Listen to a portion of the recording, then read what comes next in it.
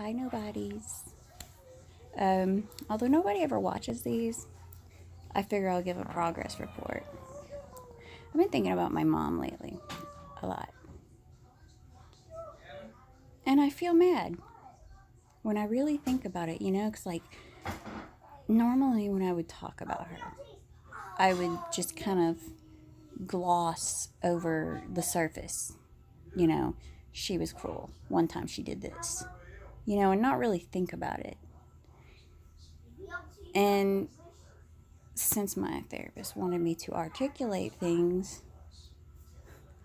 I have to sit there and think when I mention her, something she did, I'm like, how does that make me feel? Like, I'm actually asking myself that.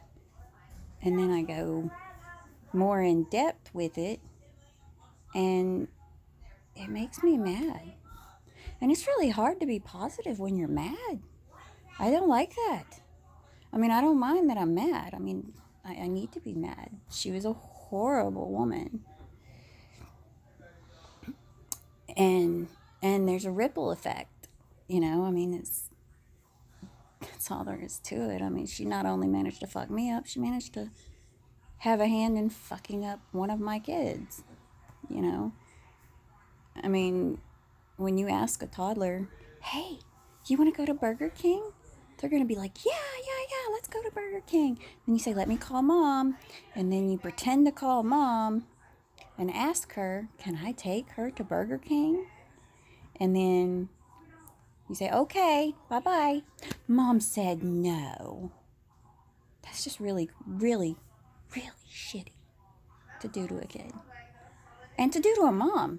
I mean, she's basically telling this kid, I want to take you out to go play at Burger King on their little playground, but your mom doesn't want you to have fun. How fucked up is that? I mean, seriously. I mean, it was bad enough that my sister-in-law would come and get my older kid and not want to take Isabel. That was bad enough. I mean, I get why she didn't take Isabel. Isabel has always been a handful. She's always been bold and brassy and abrasive. I mean, she's a very, I always say she's a triple A personality. She's not just type A, she is triple A. Like, everything has to be just so. And we've always known this about her.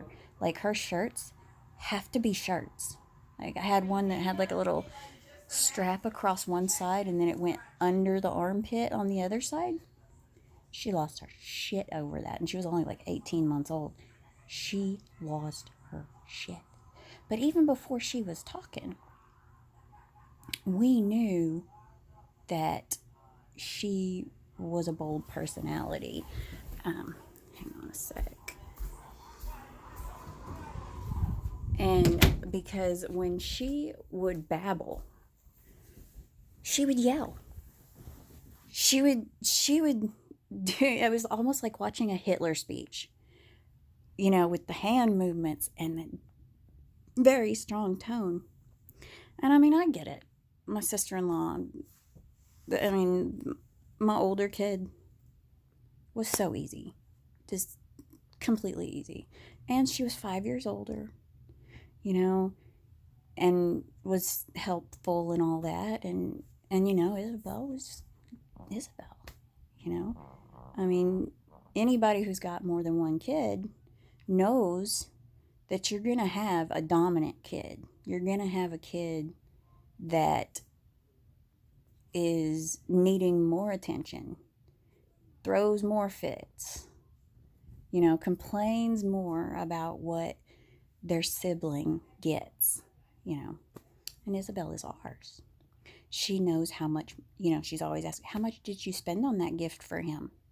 How much was that? How much was that? And she's adding it up in her head to make sure she got the same amount. I mean, she's on top of that. So, I mean, I get that my sister-in-law would not take her. My sister-in-law could not handle her. And Izzy didn't always make it easy. I mean, sometimes you could say no, and she was okay. And sometimes you could say yes all day long, and then one no would set her off. She's always been like that. But I think it harmed her seeing her sister get to go places, and she had to stay behind. And I remember on occasion, she would say, "Why does my aunt hate me?" You know, and that always hurt me. And I'd always tell her, she doesn't hate you.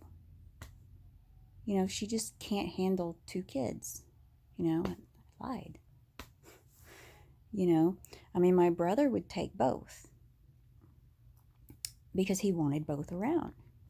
You know, and he's always, like, hey, you take one, you take the other. I mean, I guess because I don't really remember going a lot of places with my brother. Like, if mom took him, she had to take me. But for some reason, that's never been a problem with him. If he took one, he took the other.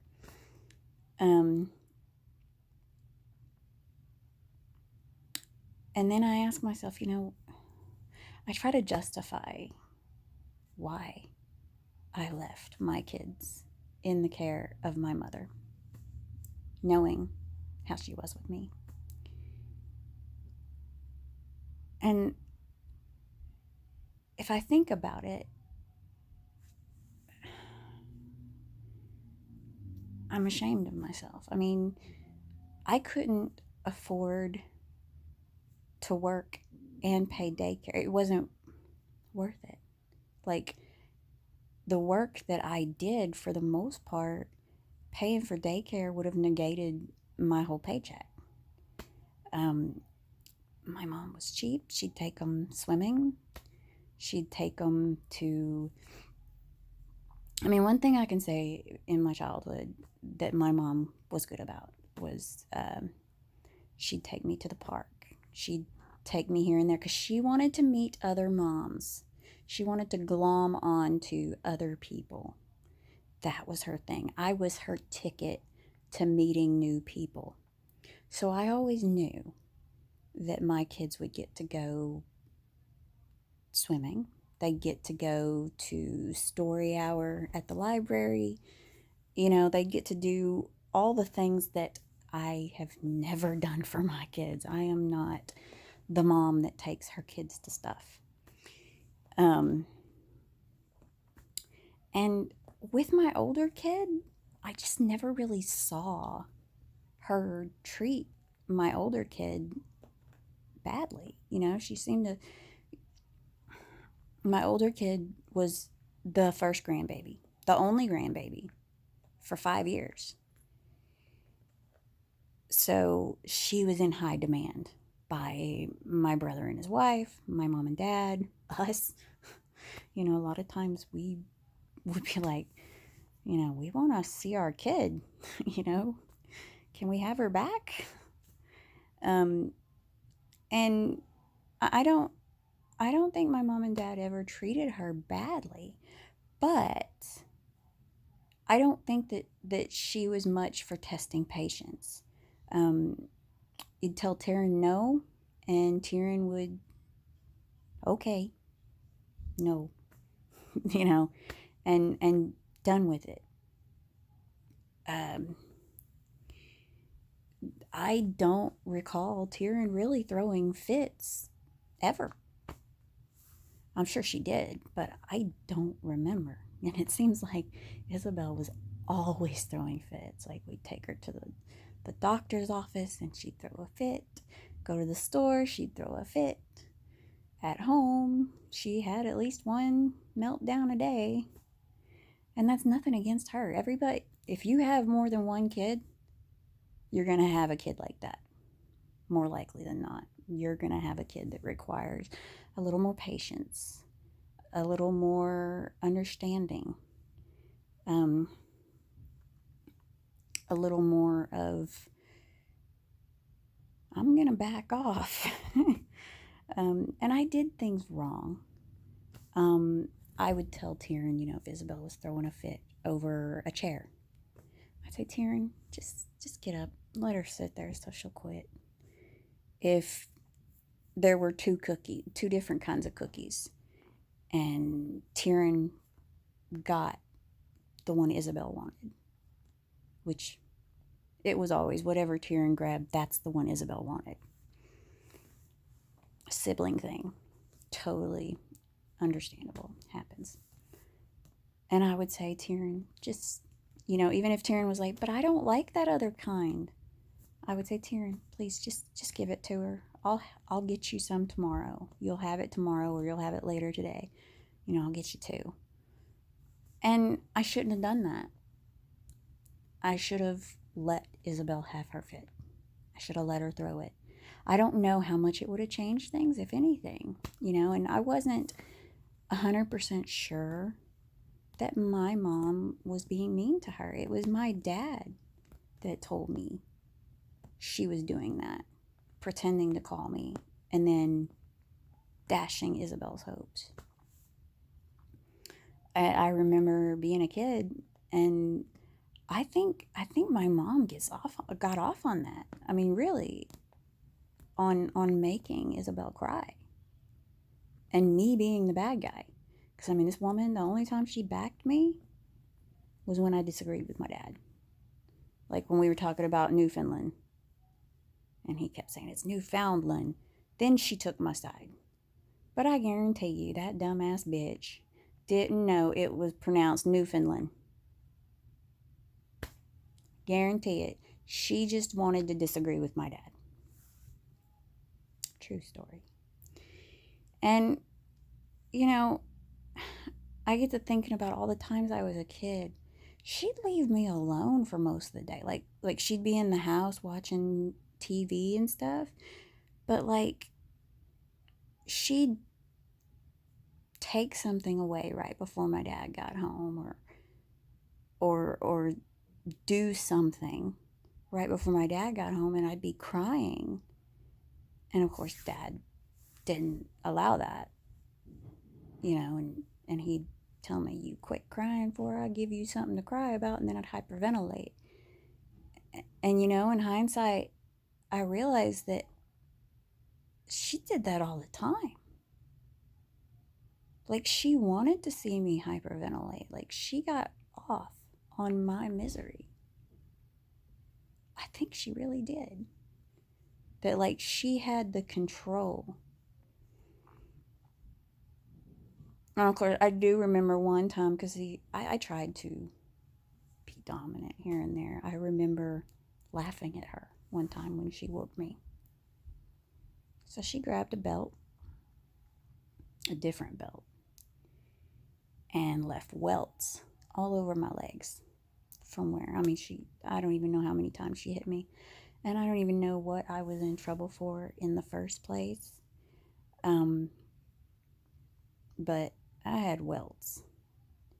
She got mad at me because my hair, rather than showing me how to brush my hair, she just chopped it all off right before school, right before I started school. I mean, my dad was mad. Dad was pretty mad about that. He said, she looks like a boy. She's a girl. And for the longest time, she made me get mullet haircuts. When I wanted to grow my hair out, I mean, when I was 13, I was like, okay, I'm done. Or, no, maybe I was 11. And I was like, I don't want a haircut. She said, you're getting a haircut. And I said, it's my hair. And she said, no, it's not. This was my mom. And I let her watch my kids for financial reasons. And because, I don't know, maybe it was because I was so fucked in the head that I couldn't really see how bad she was until she died. When she died, I started to see what a succubus she was, how evil and cruel. And I don't feel so bad about none of her friends seeing her before she died. I feel bad that I was there for her, that I gave a shit. Because whether it was what I owed to my dad or not,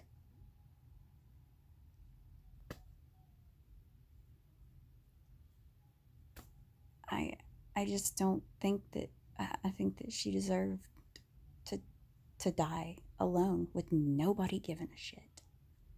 Because anytime she gave a shit, it was self-serving. She'd try to make you see just how special of a person she was, what a great mom she was, what a great friend she was, what a great person, how smart she was, and all this other stuff. And it's like, bitch, I helped you with your homework. That's how you passed computer classes. I helped. But did I get credit? No. No. No. She didn't need credit. She's like, I raised her. So if she's good, it's because I raised her. No. I'm good in spite of the way she raised me. I don't offer my kids things and then take them away. I don't do that. I don't look at my kids as extensions of me. They are not little Ann Juniors. No, they are individual people. And when I introduce them, I don't just say, this is my daughter. No, I say, this is Tyrion, my daughter, my oldest. This is Gavin, my youngest. That's how I introduce them, because first and foremost, they are themselves. They are not an extension of me. Their mistakes are not my mistakes. Their mistakes are their mistakes. Their triumphs are accomplished by them, not by me. If I raise them right, yeah, that's on me. But you can raise a kid right and they choose to do wrong. So it doesn't really matter how great of a parent. You can just feel proud. You can feel proud that you raised such a fine, outstanding child. And you can feel ashamed that you raised a drug-addled rapist, You can feel shame about that. But they are the ones who are responsible for their actions, not the parent. So good or bad, their triumphs and losses are theirs alone. So you give them that. You back them up when they lose. You congratulate them when they win. You don't act like it was your victory. Your kid wins a track meet. You didn't you didn't run it. Don't congratulate yourself. So that's where I'm at with that. I'm mad at her. And I'm mad that she bullied us all into feeling sorry for her, or feeling like we couldn't speak our mind and tell her exactly how she fucked up. Because then we'd be a bad guy, because she never did anything wrong to deserve that kind of treatment. Yeah. We tiptoed around her ass. And she needed to have her ass beat.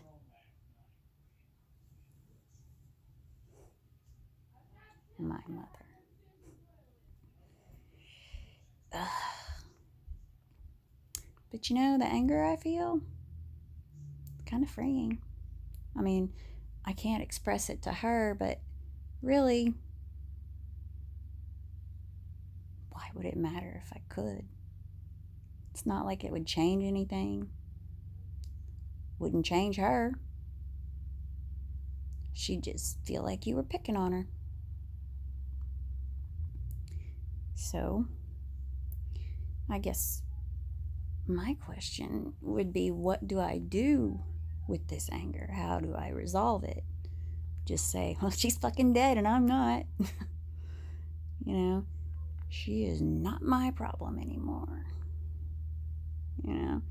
She's roasting on a spit in hell.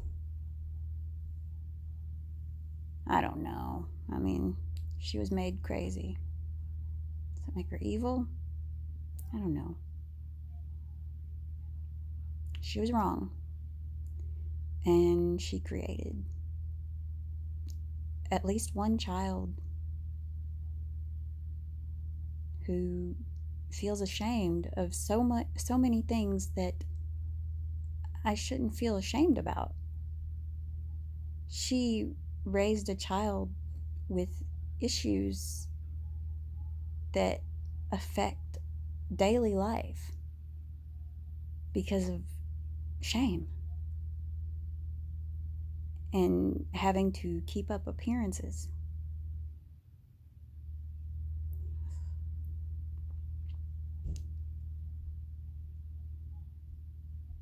I don't know if that earns you a spot in hell. I mean, she never owned all the shit she did when she was alive, so maybe she didn't ask for forgiveness, and boom, there she goes. If you believe in heaven and hell, I'm just glad I won't see her again, because wherever I'm going, I don't care. If she's up in heaven, I'll say I'll take down below, because I ain't spending one more second around her. I am done. Completely. Forever. And I hope that doesn't bring anybody down, but if you had a childhood like mine,